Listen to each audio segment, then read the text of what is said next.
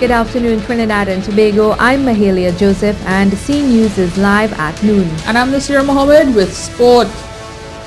Topping the news at this time, $25,000 will be donated to support the daughter of police officer Nyasha Joseph. The 22-year-old WPC was found dead last week Wednesday in the Gulf of Paria. She had been missing for about 5 days.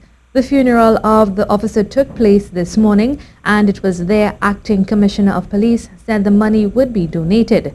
Commissioner Williams also donated $1,000 to an account set up by the Trinidad and Tobago Police Service Social and Welfare Association, and he challenged other officers to donate money. To support the initiative of the association in the creation of a dedicated special account to facilitate the support to Skylar in her time of need, and also to support her as she grows up, knowing for a fact the mother is not there, but the police family is still there. $40,000 bail has been granted to a police officer after he was charged with malicious publication of defamatory libel. The charge was made against Police Constable Javon Ballington following investigations into the publication of a video on social media depicting a prisoner being medically examined with his genitals exposed. PC Ballington appeared before Magistrate Lucinda Cardenas Ragunanan yesterday. The matter has been postponed to May 16th. 2 persons have been fined and face imprisonment on default after pleading guilty to stealing electricity from TNTech. Curtis Tiger, aged 54, and Burgess Francis, aged 41, both of Hall Trace of Kernahan Trace, Chinchin Road, Cunupia, were sentenced in the Chaguanas 2nd Magistrate Court on March 14th, having pleaded guilty on March 6th. They were each fined $3,000 and were given 2 months to pay, or default 9 months imprisonment with hard labor. Relatives of the 23-year-old mother, Charlene Sumai, are still waiting on an autopsy to be done to find out how she died. The body of the mother of one was found on Thursday, a short distance away from her Petersfield, Chaguanas home. She was reported missing on Tuesday night by her common-law husband after she left her Felicity Chaguanas home, saying she was going to the shop.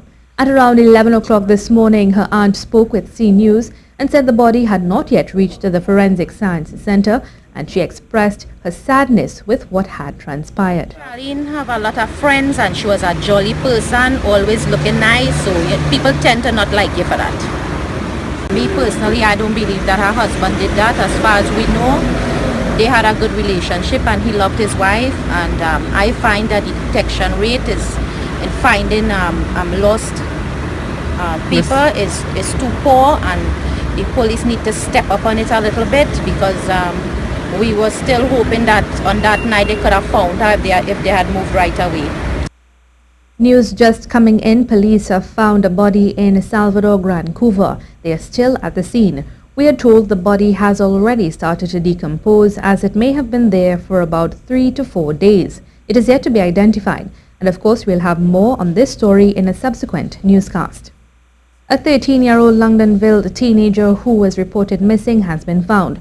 A statement from the police says Mishak Marcus of Lawrence Wong Road, Londonville, was reported missing by his father on Wednesday, 22nd March 2017. Police said he was found by officers of the police station, and no further information was given. Law students say they are satisfied with the discussion held with UAE officials on a way forward when it comes to using the Debe Law facility. The students are opposed to the move because they say there is a lack of security and limited accommodation and transportation. A meeting forum was held with the students and officials from the university on Thursday afternoon, and both parties shared their views. Brought about, the administration realizes that a new approach has to be done, and we can't move forward knowing that many students feel disenfranchised by having to move. So basically the principal mentioned that he can't see the St. Augustine campus without a law presence, but there's also the issue of trying to find a space for us on the St. Augustine campus. She said students are happy with the outcome. More comfortable that our concerns will be taken seriously. And from what was said, the move will likely not be taken in January unless the campus is completely finished and the transportation systems and accommodation and all those things are accounted for. But that would rely on how fast the planning processes take place. This is the C News Live report at noon. Remember, you can keep up to date with all the latest news on our website at ctvtt.com, or you can check out our Facebook and Twitter pages at C News Live.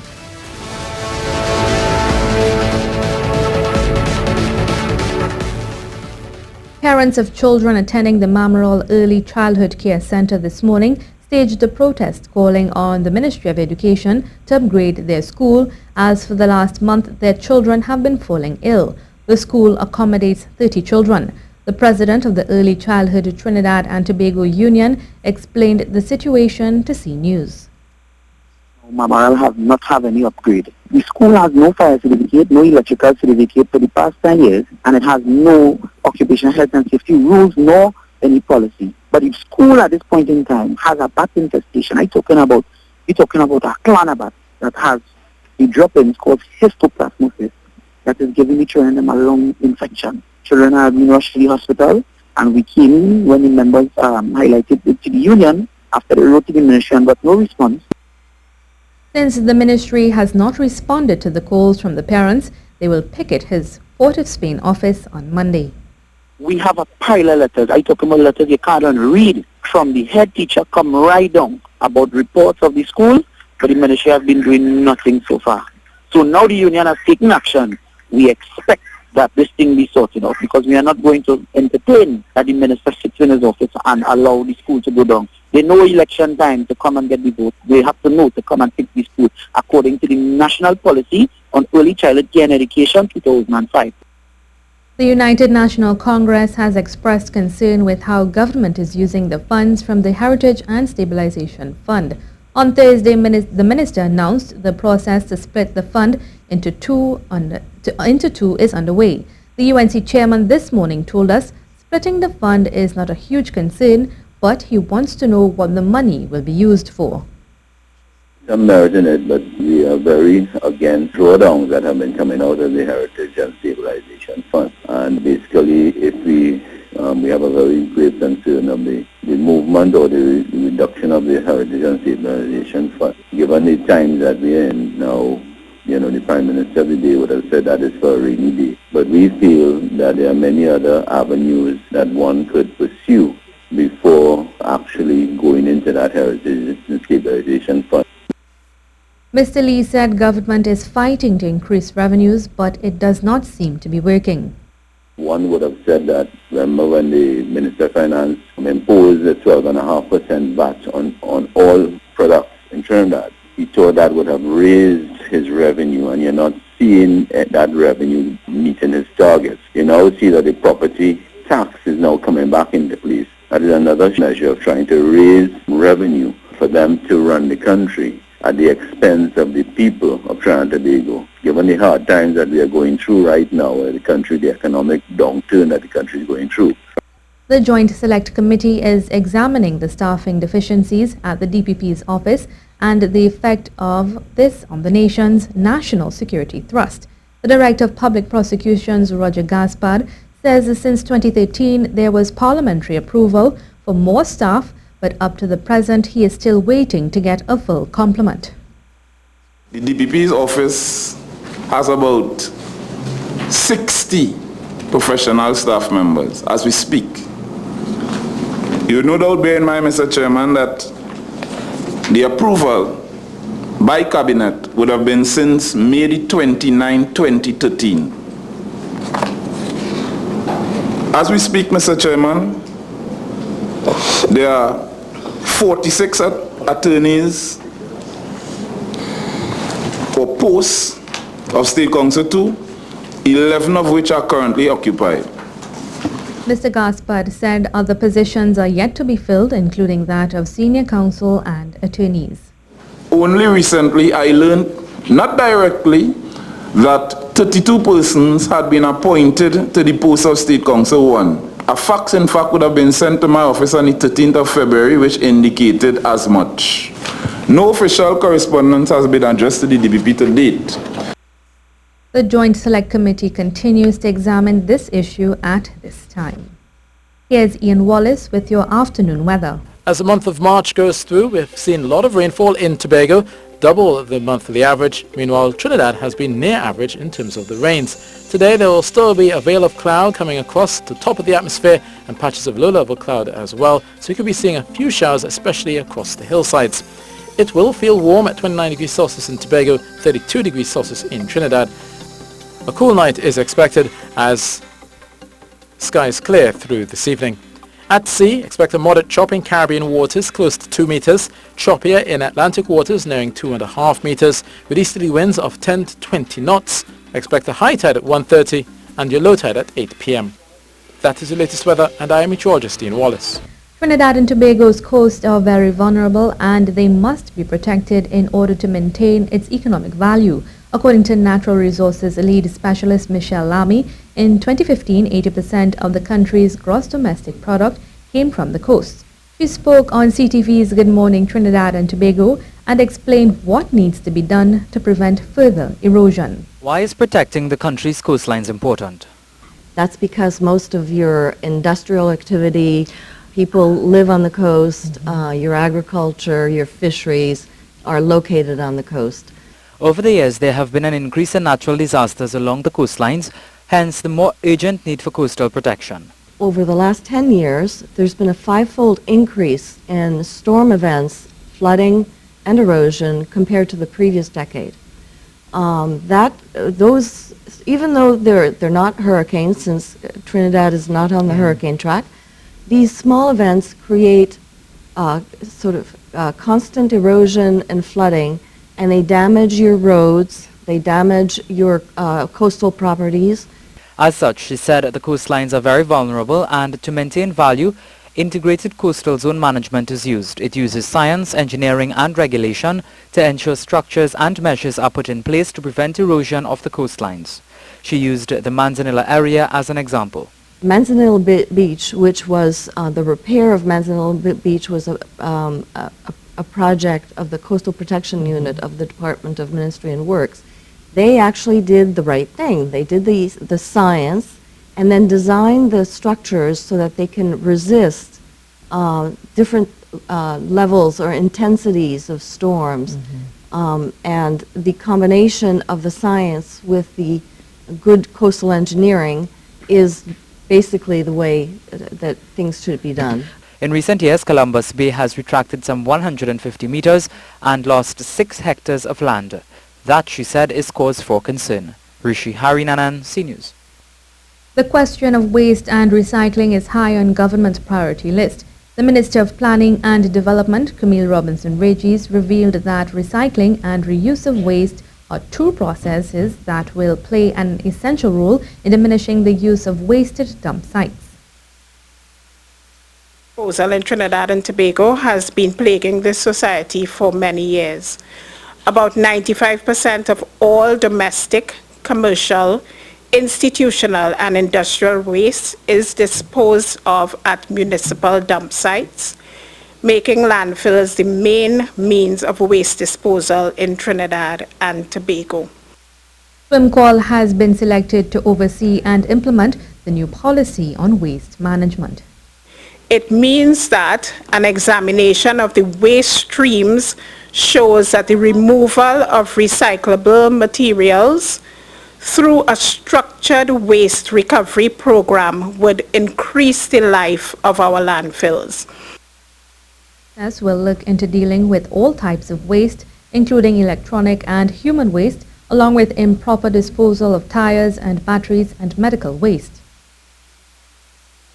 What we will be doing through the Office of the Attorney General is examining the company's mandate to include the ability to recycle and manage waste disposal. The minister said this shift is expected to start new streams of enterprise in communities and as such the Ministry of Community Development will play a strong role in the transformation of how Trinidad and Tobago deals with its waste. Residents of 5 phases in Beetham Gardens who took part in the Beyond Borders beautification competition were awarded for their commitment and efforts in beautifying their usually depressed community. The competition was sponsored by BPTT, and the president, Norman Christie, said he was happy to see the residents take pride in what's theirs. So this program is not about CSR. This program is about people. It's about your own thing being done your own way that you own, and it can't be any more beautiful than the fact that you've done it. In 2016, there were about 200 cases of tuberculosis, one of the lowest in the region, and the aim in this country is to ensure that it is ended by the year 2015. The great news is that we are not one of the high incidence countries. We have it. We are working towards that goal to end TB by the year 2035. So there's a plan in place. One of the plans is we have a system where we actually give delivered treatment. It's called DOTS. So we actually give the tablet to the patient, and that increases the compliance for many people. Tuberculosis is a disease that usually affects the lungs. Most of the 200 cases were in people between the ages 25 to 34. And it's time now for me to turn you over to Nasir Mohammed, who's going to tell us what's happening in sport. And I know for sure I'm backing the football team later this evening. Nasir, tell us more about that. Red, white and black. I'm not seeing you in your red. I have a flag on though. Can't see it. My shoe is red. The viewers can't see it either.